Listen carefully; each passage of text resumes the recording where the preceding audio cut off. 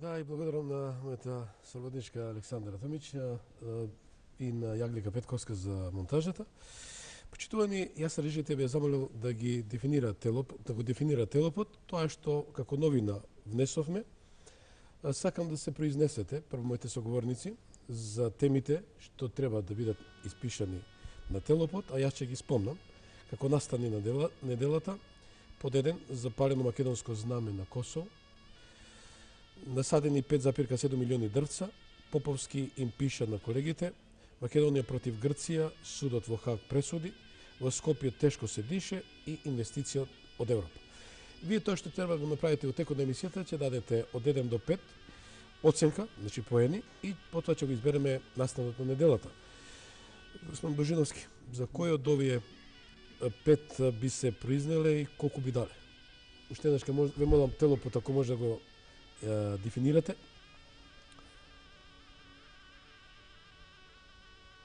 Добро, значи јас прво што би го оценил како навистина позитивно е инвестиции од Европа, значи патувањето на владата го сметам како одговор на досегашното однесување на Европа и досегашното наше сервилно однесување кон Европа со постојани молби, а ако сакате приметено.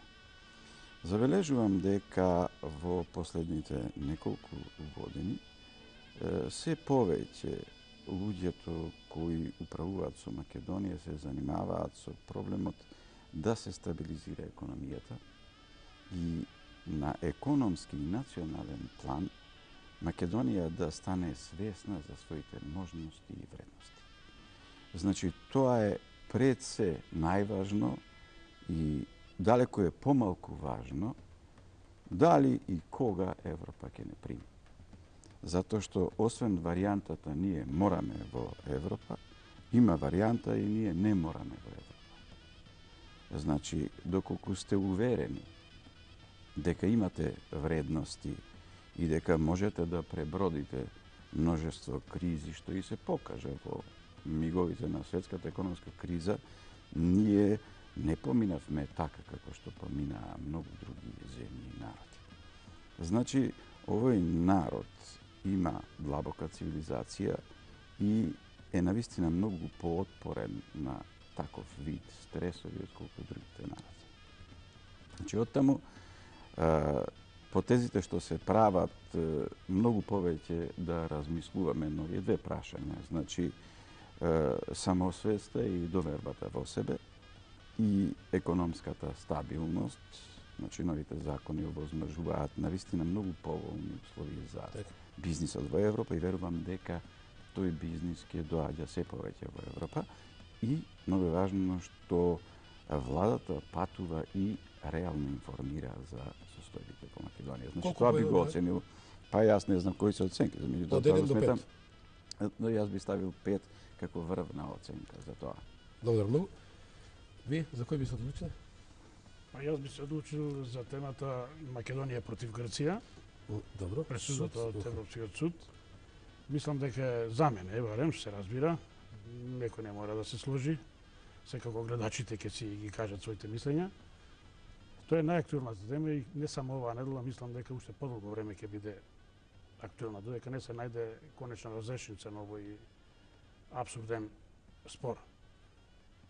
Тоа е што е, го имаме, инаку јас како граѓанин не сакам да се мешам во работата на државниот врв, тој секако си ја знае својата работа, има и повеќе информации од нас граѓаните.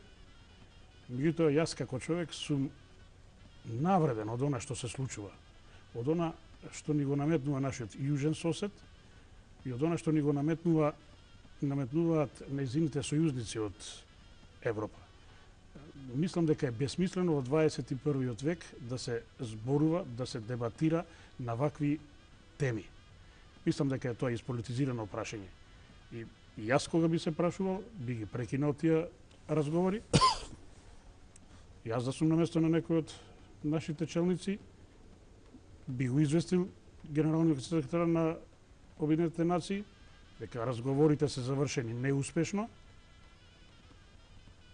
да се продолжи постапката според меѓународното право, според меѓународните конвенции, пред се според повелбата на Обединетите нации, кои што се децидно наведени условите за прием на нови членки.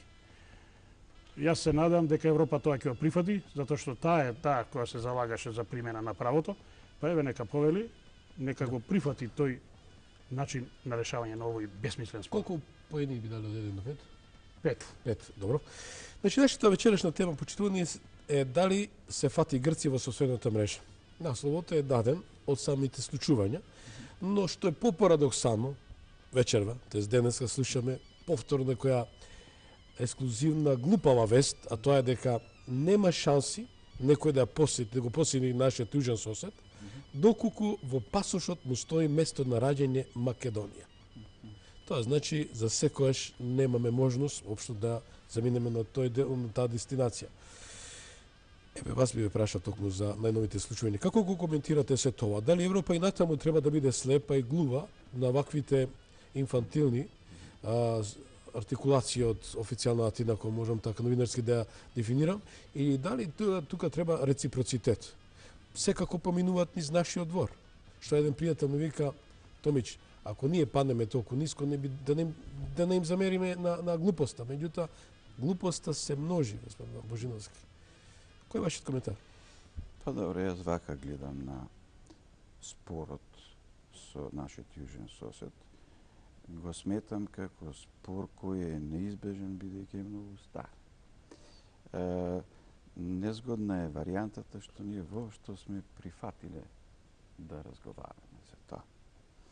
Ако сме прифатиле да разговараме, значи тоа било нешто што е наистина лош потез во тоа време, тоа го направиле определени луѓе, но клучно е, спорот не би се појавил доколку овде во Македонија тие што тогаш преговарале, навистина знаеле што е Македонија, а тоа значи би го знаеле потеклото и настанокот на Македонија, а исто така важи дека исто така спорот не би постоел доколку нашиот южен сосед навистина би знаел од каде и кога воопшто е кристализирано името Грција. Значи станува збор за нешто што реално е дезинформација проширена пред се кај народот кој живее на територијата на нашиот южен сосед, и тоа долго време, некаде околу 150 години е тој брифинг, и се разбира многу погрешните информации во период некаде околу 80 години, кои за Македонија и македонците се има проширено низ нашиот образовен систем. Доколку тие две работи, сега ние не можеме да помогнеме нашиот южен сосед да се освести дека проблем не е името Македонија, туку е проблематично името Грција, но можеме да помогнеме, што и веќе се случува, Македонија да стане свесна за вредноста на името и за значањето на името на Македонија. Значи, Европа не се занимава со овој проблем. Значи, приемот на Македонија, според мене, во Европа не зависи од тоа дали ние сме напреднале, како тие што велат, не знам, во судство, и така натаму, и така натаму. Значи, се уште изгледа дека интересот на Европа не е до тој степен важен Македонија да влезе во Европска унија. Има земји кои сакаат тоа да се случи, особено Италија. Меѓутоа, кај другите изгледа дека тоа не е приоритет. Инаку Европа не прима нови членки врз основа на критериуми, туку врз основа на сопствен интерес. Значи, незиниот интерес е Македонија да стане вака. Според тоа, се додека постои тој интерес, нити ќе го чепкаат името, ќе им дојде многу добро како извинување дека не сакаат да го направат тоа. И мислам дека на сите сега тоа ни е јасно. Се надевам и убеден сум дека и на луѓето кои водат, значи на владата, тоа и поодамна им е јасно, па можеме сега да се мобилизираме, да работиме на некои многу посуштински прашања, да не трошиме многу струја и печатарска боја околу тоа дали нас ќе не прими Европа или не.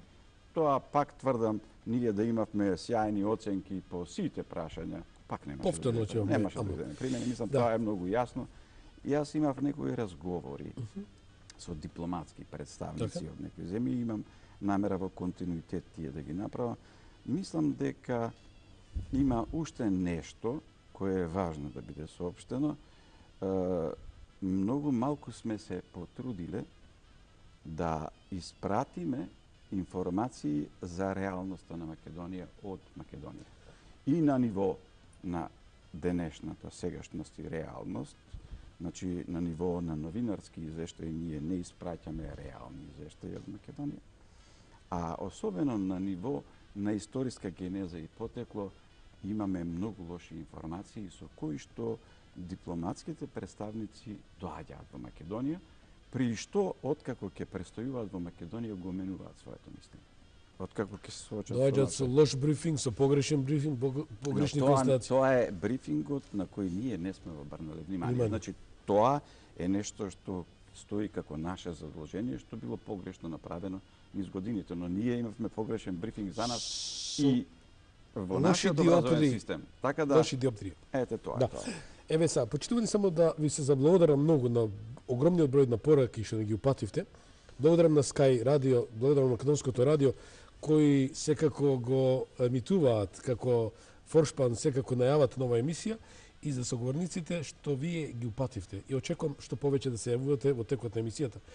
Еве да поставам прашање директно на мојот соговорник кој наистина ме пленил повеќе пати слушајќи го, гледајќи го на една од скопските телевизии и кабловските национални телевизии, тоа е телевизија Сонце. Јас наистина ги поздравам сите колеги од телевизија Сонце кои наистина се 100% македонски настроени. Нема да ми замерите другите телевизии, но наистина Сонце покажа и докажа дека е телевизија која треба да биде едно гледало и еден вистински патоказ како да се оди по правиот пат, особено на тие кои сгрешиле и скршнале, кои училе од погрешни читанки, особено из историјата, особено голема жалост и за првиот човек со 001 од Социјалдемократскиот сојуз, господин Киро Гligorov, која даде таа несречна изјава дека ние сме од 6 век навака и крај. Еве, господине Дардан Венецки, кажете, дали ние сме ја украделе, ја украле историјата? Дали ние не припаѓаме на Македонија и не сме македонци? Дали претерано сме преамбициозни во тој дел и направивме тотален расчекор од фактичката ситуација? Има ли право на тој континуитет, да речеме? Апсолутно се согласувам со вас. Не постои држава во Европа која што има таков континуитет како што го има македонската држава и како што го има македонскиот народ. Так. Тоа е континуитет негде од прилика 8 до 9 милениуми на историско име Македонија, историско име македонци, истоветен јазик, култура, обичаи. Нема друга држава во Европа. Харолд Ламп е еден од најголемите познавачи на древната историја, има напишано книга за Александар Македонски. Тој таму има децидно наведено дека најстарите организирани населби на тлото на Европа се во Македонија. 6620 години пред Христа. Нормално да се очекува тука да е создадена првата држава на тлото на Европа. Што и се случило. Не постои постара држава. Ние сме единствен народ што имал своја држава пред Христа и со истото име обстојуваме и денес. Ние сме единствениот народ во Европа што е запишан во Библијата, со исто име обстојува и денес. 28 пати сме спомнати во Библијата. Так. Од првата библиска книга па до денес. Како може некој нас да ни приговори дека сме украле нечија историја? Не постои антички, односно древен автор, поточно кажано, кој што не ја забележал Македонија. Зборувам за некој што пишувале за етногенезата на народите. Влезени сме во сите записи. Влезени сме во сите архиви. Не има на сите артефакти. Како може да зборуваме за крадење? Нашиот јужен сосед како држава постои со ова денешното име од 1830 година. Некои велат 29-та, некои 30-та, некои 32-та. Зависи кои аргументи, односно кои документи ќе се земат за нивното основање и појавување на историската сцена. 1814 година, кога е кренато востанието под водството на Јоанниска под Истрија, Востаничкиот комитет се обрати до европските лидери во Виена со барање за помош во реализацијата на идејата за ослободување и формирање на новата грчка држава. Знаете што им одговори Европа? Која е таа грчка држава и кој е тој грчки народ? Тогаш не знае. Меѓутоа сега очигледно политиката се промени.